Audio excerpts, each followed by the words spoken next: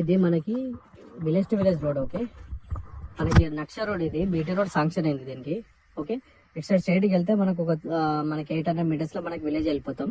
ఇటు సైడ్ నుంచి వెళ్తే ఒక 1 kilometer మనకి విలేజ్ ఉంటుంది. Okay, village to village connectivity road ఇది. ఇక్కడ ఈ రోడ్కి మనకి సెకండ్ బిట్ వస్తుంది మనకి. ఓకే, ఇగో ఇది మనకి పానది రోడ్. మొక్కజొన్న వేసినారు కదా, ఇది ల్యాండ్ 1 acre ఉంటుంది ప్రాపర్టీ. చుట్టూ మొత్తం మనకి కల్టివేషన్ చేసి ఉన్నాయి, ల్యాండ్స్ ఉంటాయి, కల్టివేషన్స్ ల్యాండ్.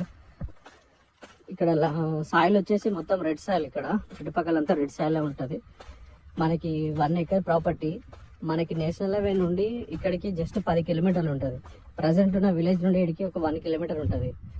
ఓకే, ఈ రోడ్ స్ట్రైట్గా అట్లనే కనెక్టివిటీ వెళ్తూ ఉంటుంది, వేరే బాయిల కాడికి వెళ్ళిపోతుంది. మనకి వచ్చేసి ఇక్కడ ఉంది కదా, ఇక్కడ ఈ చెట్టు నుండి ఇక్కడ రైట్ సైడ్ మొక్కజొన్న అక్కడ దాకా ఉంది కదా చెట్టు, అక్కడ దాకా మనం మొత్తం పానది ఫేసింగ్ తోటి 1 acre బిట్ ఉంటుంది ఇక్కడ. ఓకే, మనకి ఆ రోడ్ బీటీ రోడ్ శాంక్షన్ అయింది. రోడ్ వేసినప్పుడు బ్లాక్ టాప్ కి మనకి సెకండ్ బిట్ అయిపోతుంది ఇది ల్యాండ్. మనకి నేషనల్ హైవేకి దగ్గరలో 1 acre ప్రాపర్టీ కావాలనుకున్న వాళ్ళు కాంటాక్ట్ అవ్వండి. రైతు దగ్గరనే ఉంది ప్రాపర్టీ వచ్చేసి. రైతు బంధు పడుతుంది, భూభారతి డాక్యుమెంట్ అంతా క్లియర్ ఉంది డాక్యుమెంట్ వైజ్ గా.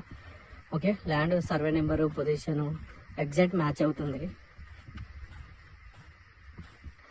కార్ కూడా ఈజీగా వచ్చేస్తుంది మనకి సైడ్ లోకి, ఎందుకంటే అదే రోడ్ కాబట్టి, రోడ్కి సెకండ్ బిట్ కాబట్టి ఈజీగా వచ్చేస్తుంది. ల్యాండ్ కూడా మొత్తం రెడ్ సాయిల్, చుట్టుపక్కల కూడా మనకు పొలాలు గిన్నె ఉన్నాయి.